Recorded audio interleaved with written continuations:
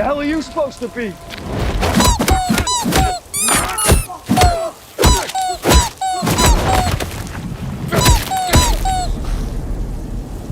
I'm vengeance.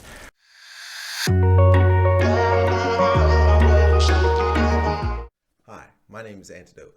Thank you for clicking on my YouTube video. I heard some constructive criticism that my mic sounded so distant. So I went ahead and purchased a new mic. Here it is right here. Whoops.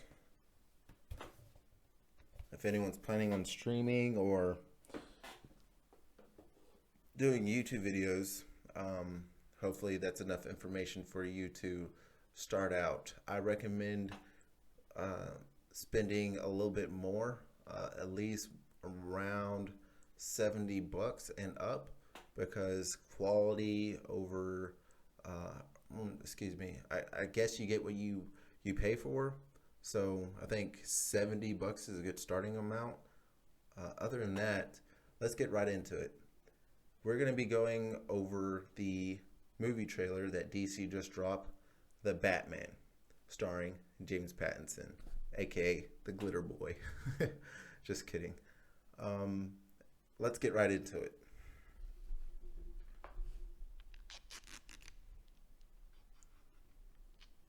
Duct tape, DC logo.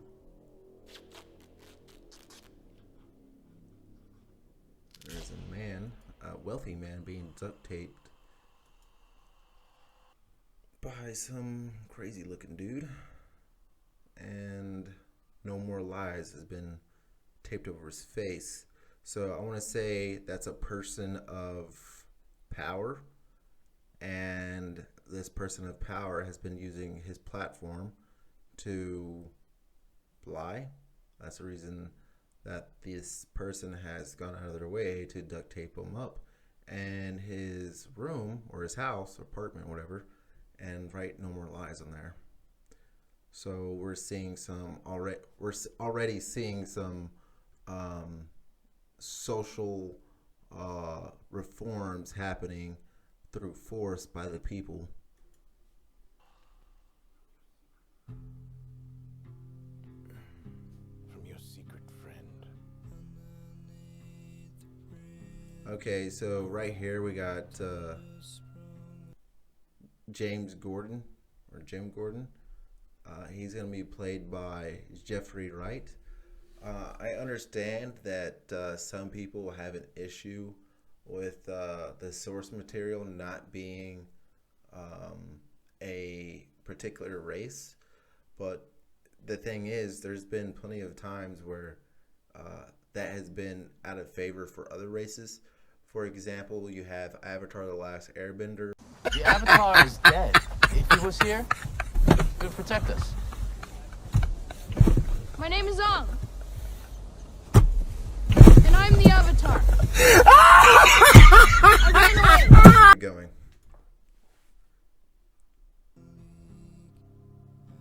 You have Batman here with some squeaky clean boots and a cape that looks pretty. I'm just gonna go ahead and say everything looks pretty fresh. Those are not the regular combat boots that you think Batman would wear. I think we're getting a Year One Batman. If you haven't seen Year One Batman, it's an animated DC film. It runs for about an hour. I recommend watching it because I think that would give you the feel of how I feel right now. A Batman that is just starting out. He's gonna make mistakes, so it'll be interesting to see how this will play out. It's kind of like a very Batman Begins feel. Having a clue. Lies. So right there you see a newspaper and it's been written in red ink, lie. So somebody has a hatred against the current social structure that is in front of them. So we'll see how that plays out. If there's any more Easter eggs within the trailer that we can go off of. Let's What play does just me. what does that say? What does hire when dead? What does a liar hear when dead, I guess? Having a game, or haven't a clue. Let's play a game, just me and you. Okay, you see a series of characters. Interesting. So I'm gonna go ahead and say that our main villain, the antagonist, is the Riddler. The Riddler is the only one that, you know, has these types of games to play with Batman, because that's his stick. But it's also nice to see something other than the Joker, because the Joker, being the antagonist in Batman films, has been beat over the head, like, boom, shoot my brains out kind of. But for those of you watching, the main difference between the Joker and the Riddler, the Joker is more of a moral attacker. Like, he wants you to sink down to his level and kill him or kill somebody. The Riddler, he's more of a intellectual. Not saying that the Joker isn't an intellectual, he's obviously pretty smart, but the Riddler, as a child, he was diagnosed with OCD. In some comics, he's diagnosed as with what's that word? Autism as well. He even, as a child, he broke into a school, something like that, and he solved a riddle that was impossible to solve, and he got a high off of it. It triggered his dopamine, so outwitting people or games really gets him off. And then you have the story of him being at a carnival with riddles and stuff like that, and he would challenge people with riddles all the time, and no one would be able to solve his riddles. And then you have the Gotham TV show, where he was a forensic scientist, and he was solving murder mysteries just by examining the body. So there's different types of stories for the Riddler, but they all have one common narrative, and that's him trying to outwit the Batman, because the Batman has been his greatest enigma, and he can never beat him. He has never beat him, and that's his constant goal, because it gives him drive. It gives him purpose to find someone that is intellectually equals for him. So it's going to be interesting to see a young Batman that is going to make mistakes play against someone that is, believe it or not, just as much as a cutthroat as the Joker. He's willing to sacrifice people for his games just to have Batman lose the game. And at the end of the day, for the Riddler, it's all a game to outwit him. Any of this mean anything to you?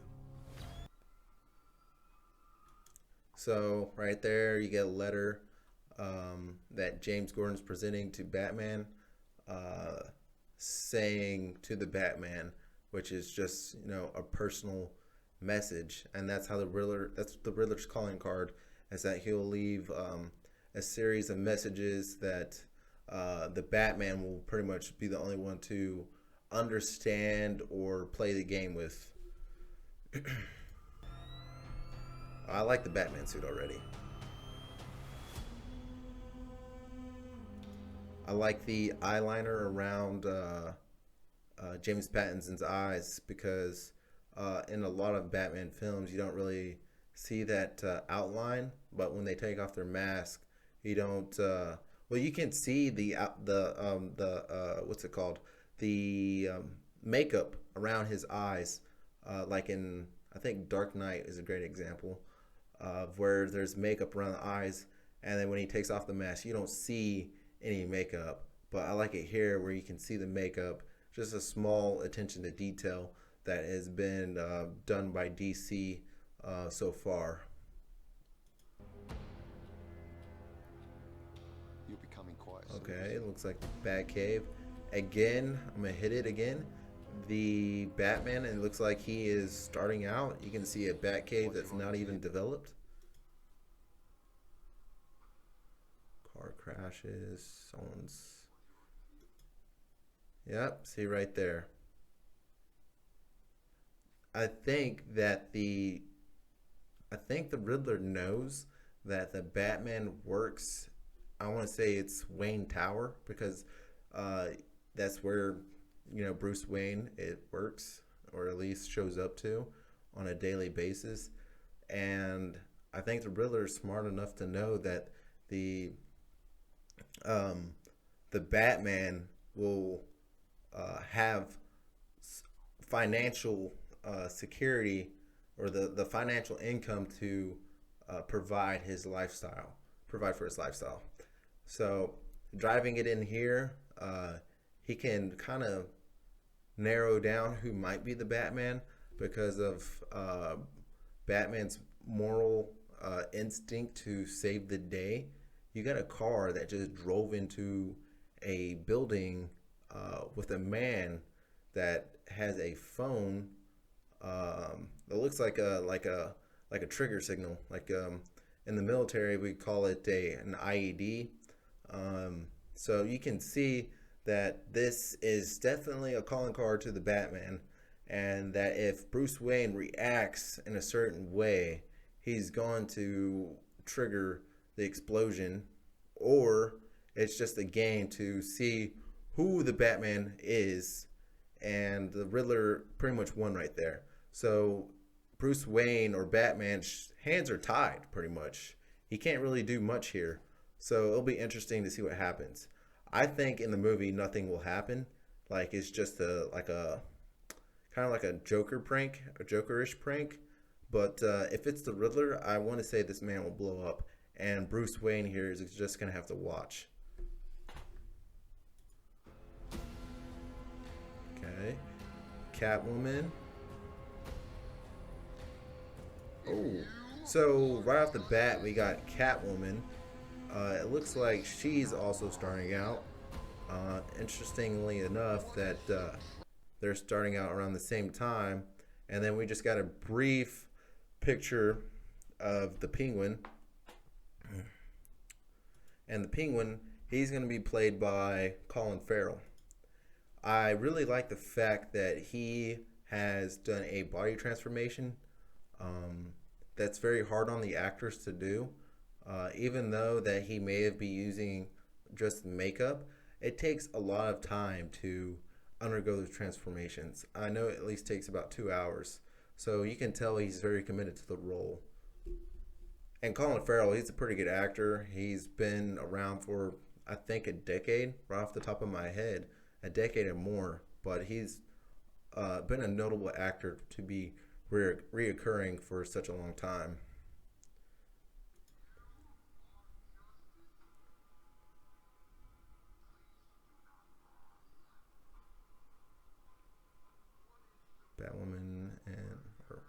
Catwoman and Batman Finals. Right there, you just had Batman exploding. So it looks like that Batman may have lost one of the challenges right there. I'm assuming the game isn't over because the Batman probably lived through the explosion. Yeah, so let's keep watching. Looks like Joker goons. And yeah, he's whooping the shit out of them. Oh my goodness. A lot of these kids are very young and impressionable. You saw the one in the back there. Yeah. He even has half his face painted, meaning, like, I guess it's symbolic too that he hasn't fully committed into the rest of the gang.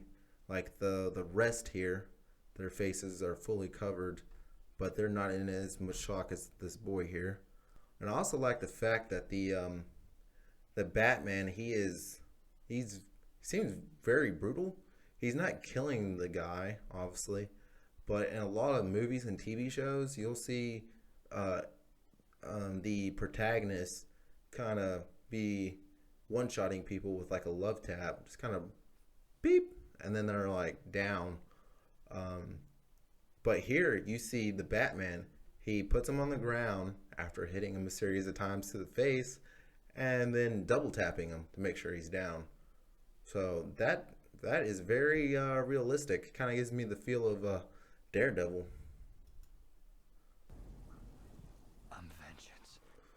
I'm vengeance. Okay. So there's different archetypes of Batman throughout the Batmanverse. That's each Batman has taken on. So vengeance is interesting. I wonder what it means for the Batman exactly, as to how he's going to carry out, how he's going to do things. Because with the Ben Affleck Batman, he was a killer, and that is 100% not how the Batman operates at all. So yeah, there's different multiverses within DC, the comics, and each Batman has an entire different personality and a set of ethics and morals.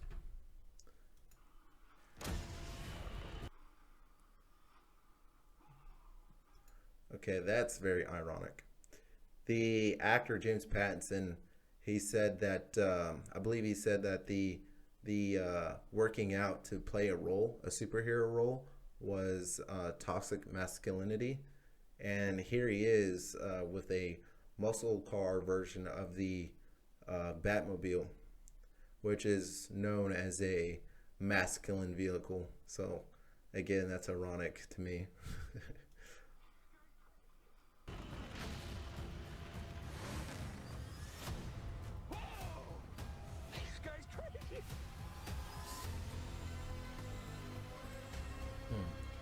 The Batman logo is very detailed. Unlike the Ben Affleck's Batman logo was kind of bland and it was kind of blotchy. So maybe it's a play on the source material. This one's going to be closer to the source material than the Ben Affleck's version. Then you have to take into account that the Batman here, he's just starting out. Sometimes it takes people years to bulk up. Excuse me. So it's gonna be interesting to see if James Pattinson throughout the years will try to work out and put some weight on his bones to turn into a monster that the Batman is. Because everyone knows the Batman, he's very muscular, but then again, James Pattinson, he has some good genetics. Obviously, he's already muscular, so I don't think he needs to put on too much muscle. But he is a pretty skinny Batman.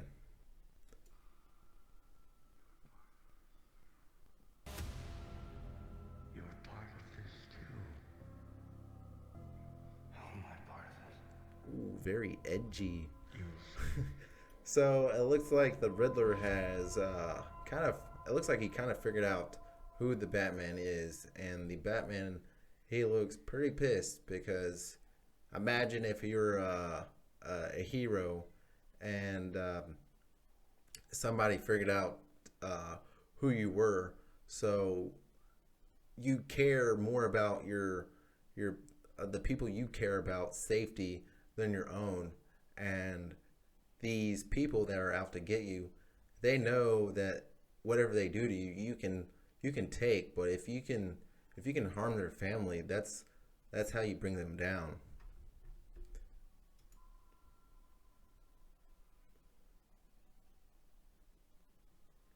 All right, well, there's one other thing I wanted to hit on. It looks like Catwoman, she's going to be played by the Zoe Kravitz.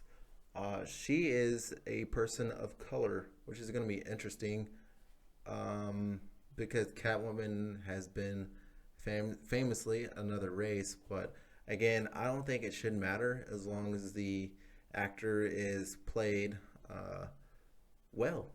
It shouldn't matter. We should just forget about it and enjoy the film for what it is. So other than that, I thought the trailer was pretty decent. It kind of conveyed a lot of little points if you paid attention to them. I probably missed some things as well, but I hope y'all enjoyed watching, and have a great one.